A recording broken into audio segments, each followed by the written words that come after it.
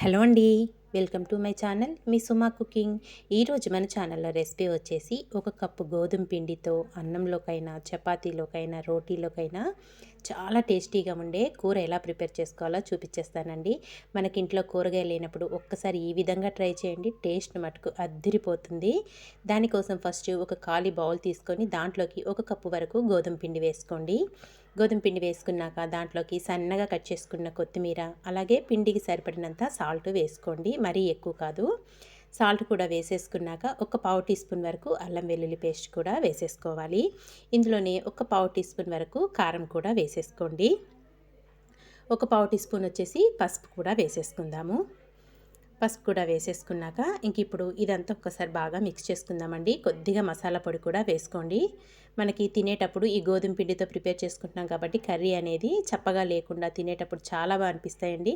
అచ్చం మనకు chicken curry లాగా ఉంటుందండి. నిజంగా చాలా టేస్టీగా ఉంటుంది. తప్పకుండా అయితే ట్రై చేసేయండి. కొద్దిగా మసాలా పొడి కూడా వేసుకున్నాం కదా, మనం వేసుకున్న ఉప్పు, కారం, అల్లం వెల్లుల్లి పేస్ట్ అంతా పిండిలో కలిసే విధంగా బాగా మిక్స్ చేసుకున్నాక ఒక టేబుల్ స్పూన్ వరకు ఆయిల్ వేసేసుకోండి. పిండిలోనే ఆయిల్ కూడా వేసేసుకొని మళ్ళీ ఇదంతా ప్రెస్ చేసుకుంటూ ఒకసారి బాగా మిక్స్ చేసేసుకోవాలి. ఇదంతా ఇలా కలుపుకున్నాక కొద్దిగా వాటర్ యాడ్ చేసుకుంటూ మనము చపాతీకి అయితే ఎలా కలుపుకుంటామో పిండి ముద్దని ఆ విధంగా కలిపేసుకోవాలి. సాఫ్ట్గా వచ్చే విధంగా కలుపుకోండి. ఒక్కసారి వాటర్ ఎక్కువ వేయకుండా కొద్దిగా వాటర్ వేసుకుంటూ కలుపుకోవాలి.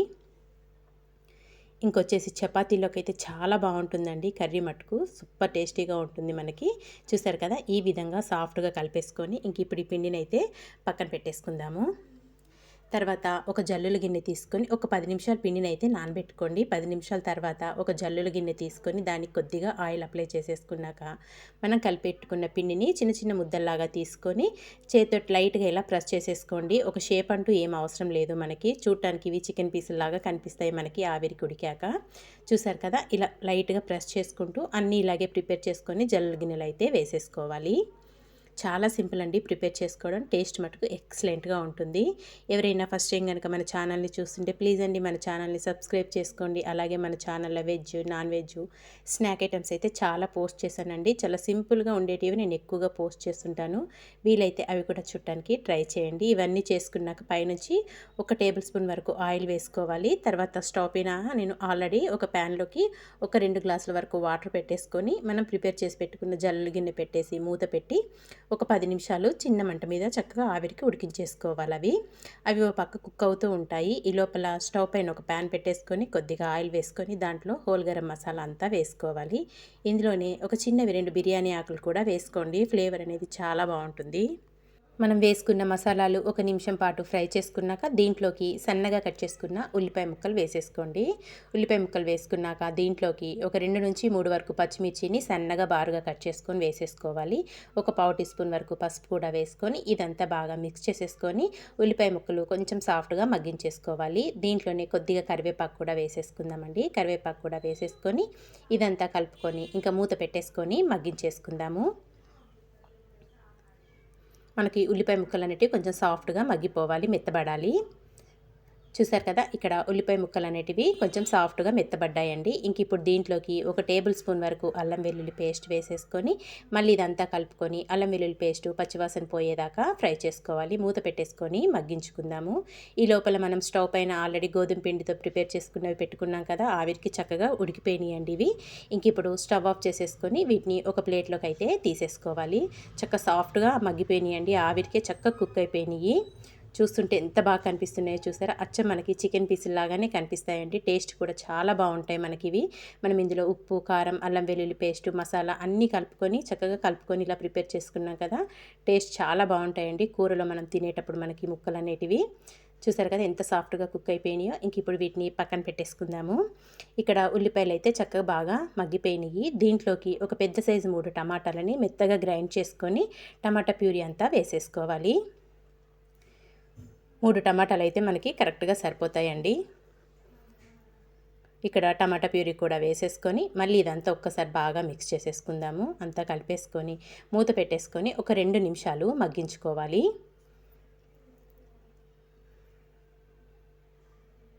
మనకి అన్నంలో కంటే కూడా చక్కగా చపాతీలోకి అయితే ఇంకాస్త రుచిగా ఉంటుందండి కూర మట్టుకు. తప్పకుండా అయితే అస్సలు మిస్ అవ్వద్దు. ట్రై చేసి చూడండి. మీకైతే చాలా బాగా నచ్చుతుంది. టమాటా ప్యూరీ కూడా వేసేసుకున్నాక కాసేపు మగ్గించుకున్నాం కదా.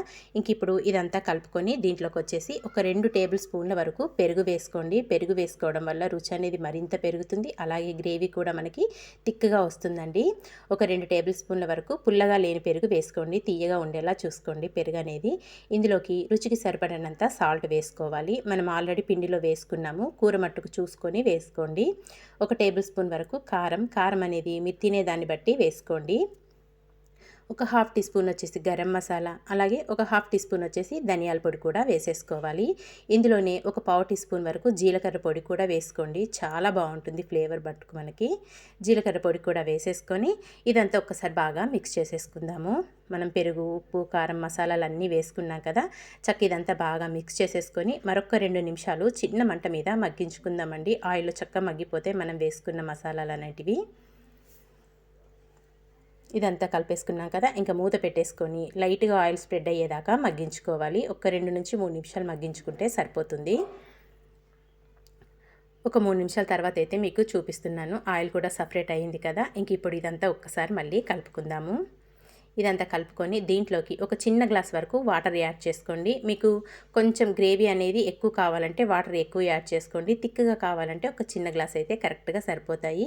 మనకి కర్రీ అనేది థిక్‌గా ఉంటేనే చాలా బాగుంటుంది. ఇక్కడ నేను ఒక చిన్న గ్లాస్ వరకు వాటర్ వేసేసుకొని మనము ఆవిరి కుడికించి పెట్టుకున్నవన్నీ వేసేసుకోవాలండి. గోధుమ పిండితో ప్రిపేర్ వేసుకొని సన్నగా కట్ చేసుకున్న కొత్తిమీర కూడా వేసేసుకొని ఇదంతా కలుపుకొని ఈ టైంలో ఒకసారి సాల్ట్ అనేది చెక్ చేసుకోండి. సరిపోకపోతే ఇంక ఇప్పుడు వేసుకోవచ్చు. ఇలా కలిపేసుకొని మూత పెట్టేసి చిన్న మంట మీద ఒక 6 నుంచి 7 నిమిషాలైనా ఆయిల్ సపరేట్ అయ్యేదాకా కుక్ చేసుకోవాలి. చూసారు కదా. ఇక్కడ మనకి కూర అయితే రెడీ అయిపోయిందండి. గోధుమ పిండితో కేవలం ఒక కప్పు గోధుమ పిండితో సూపర్ టేస్టీగా ఉండే కర్రీ అయితే ప్రిపేర్ చేసుకున్నాం కదా. చూస్తుంటే నేను నోరు ఊరిపోతుంది కదా. మరి ఇంకెందుకు ఆలస్యం, తప్పకుండా మీరు ట్రై చేయండి. ఇంకా కర్రీ అయిపోయింది కదా. స్టవ్ ఆఫ్ చేసేసుకొని ఒక సర్వింగ్ బౌల్లోకి తీసుకొని ఇక వేడిగా అన్నమైన చపాతీతోనైనా సర్వ్ చేసుకుంటే చాలా బాగుంటుందండి. మరి ఈ రెసిపీ మీకు నచ్చిందా? నచ్చితే మీరు కూడా తప్పకుండా ట్రై చేయండి. ట్రై చేశాక మీకు ఎలా వచ్చిందో కామెంట్ చేయండి friends. Thank you for watching అండి. Bye bye.